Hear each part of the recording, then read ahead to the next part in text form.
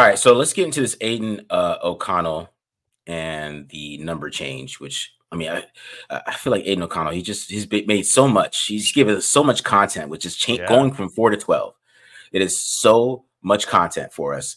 And I low-key appreciate it because this is a slow time football and he keeps giving us content. I appreciate you, Aidan, by doing that. But I actually got the video. Hopefully I don't get like flagged by Max Crosby here for taking this, but I see other people do this all the time. So we'll see. You know what I'm saying? I'm just promoting your podcast. I know it got 100K views, bro. But you know what I mean? I know. But check this guy. Let's check this clip out. Is that Tom Brady inspired, or what was the story behind it? So it really wasn't. I was 12 for a little bit in the Little League, but I just didn't want to be 4 anymore. I didn't pick 4. I was actually 9, and then Tyree wanted 9, so they gave 9 to Tyree. That was like in the first week I was here last year, and then they gave me 4, and I was, as a rookie, you just kind of do what you're told, and so I was cool with it. And then when the offseason ended, I'm like, this is Derek's number. He wore it for that long, and he's a franchise leader and all this stuff. It felt disrespectful, so I just wanted to kind of give that back to him, and So that's ultimate respect right there. It is. No question. No, that's sweet. So did you have I love how they respond to that show. It's just like socially, oh man, that's dope, dog. I'm a huge fan of that show, by the way. I think that's dope, bro. My guy Michael Mayer, after that presser, needs to go with Max and talk, because I want to really know how you feel. No, Max is good. He's the best beat writer the Raiders have. That's true. Max Crosby is the best defensive player in football and the best beat writer for the Raiders. Because he gets way more questions are answered.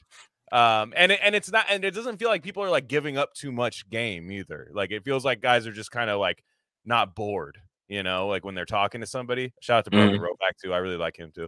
But the whole thing with the number is weird because I don't think he ever wanted the number. I think he also said that in the thing. It was kind of just like felt like a McDaniels troll. It's very it's clear that there's an elephant in the room.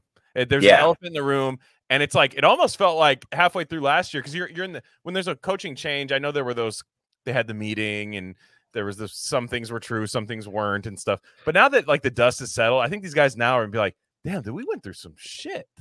Like, can you believe that? Like, what was the thing? I heard somebody else talking, I can't remember who it was saying, somebody was at the OTAs and they were saying like they said like the Raiders felt like they wasted a lot of time last year. That was on that survey. But like it just felt like players didn't feel like their time was utilized in the best way possible when they're in the facility because of the CBA and all that stuff. Now they seem like they got TVs up there showing them exactly the last play, what was happening. Everything's moving quicker and stuff. So yeah, McDaniels, man. That's all I can say about that. And even the number change, McDaniels. It's crazy. I think it's wild just to like force him to have that number. Like, why don't you let him pick another number? Like, why don't you just let him pick? You're gonna wear 4. Like that's like I didn't know we were doing that. Why are you assigning numbers as a head coach? I thought that was just weird in itself. Like, I mean, he's a grown ass man. I mean, he was already 25 coming to the league. He's married. I mean, this is a grown man. He can pick his own damn number. Like, you're gonna wear 4. Like, that's what I'm saying. That's why. I always felt in 2022, and I always said on this channel, I always felt that he was trolling Derek Carr the whole season. Yeah, like it was not a serious year. He trolled Derek Carr. He gave him a bad offensive line. He basically like, Derek, we don't think you're good. Let's see if you could, And they tried to do everything he couldn't do, everything he wasn't good at. They tried to do. It was like a big troll. It was like a waste of a season to me, and that's why he bothered me in the first place. Because I'm like, why are you like?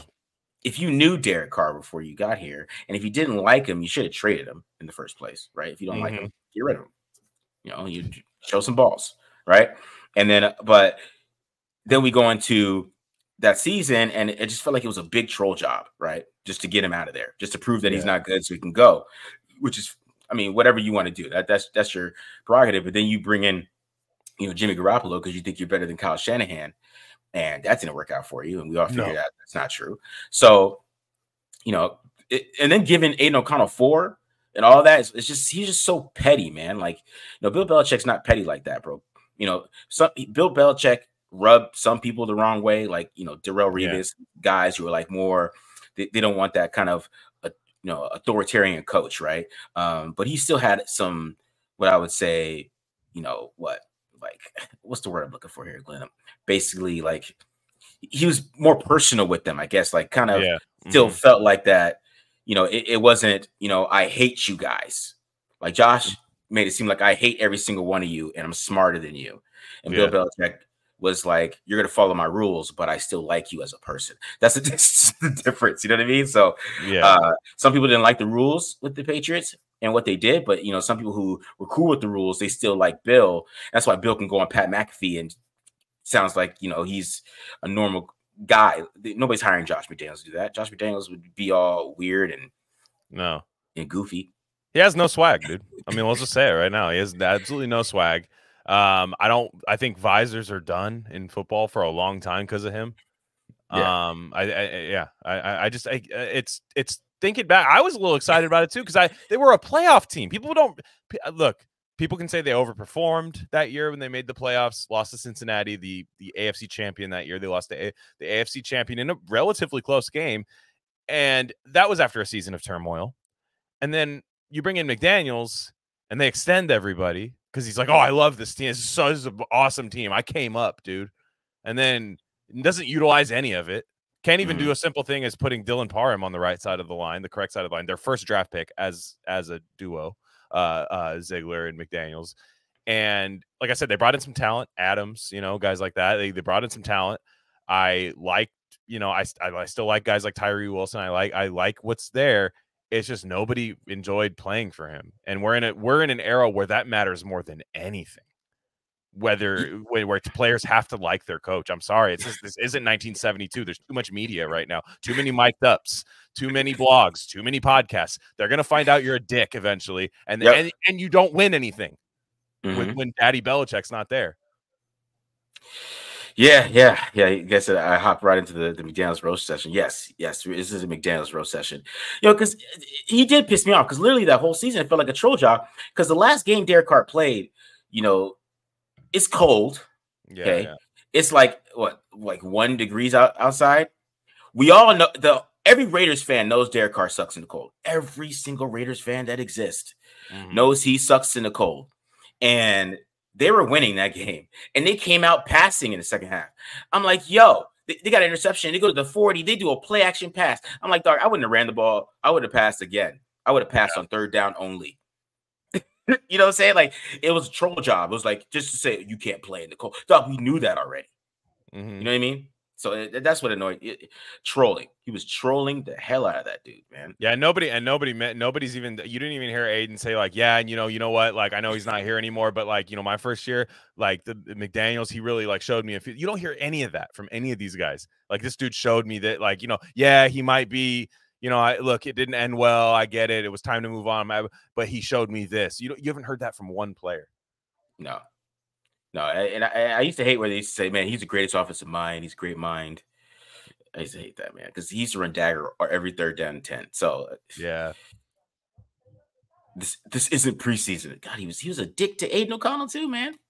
Yeah, after his first start when he just got thrown to the wolves, man, and he battled. He battled. It wasn't good. It was not a good game, but he battled. And then you want to start critiquing him like he's been in the league 5 years. Yeah, that's exactly what we're talking about. He threw him under the bus after his first start, bro. And after he had like the worst first half you could ever have. Yeah. And then almost led them in a comeback. Like, bro, I just watched that fourth down play to Adams where I was just like, man, that was a ballsy play by a quarterback who was getting knocked around all day. His own fault. He held the ball too long. His own fault. Yeah. But and he just didn't play well. And then all of a sudden he was battling. And then like just to all you got to say, man, you might have that conversation with him in private. That's totally fine. Whatever. I don't even think I disagree, to be honest. But you just to air him out like that is insane. Like after his first game, and it's not Bryce Young. You know what I mean? He's not first overall pick.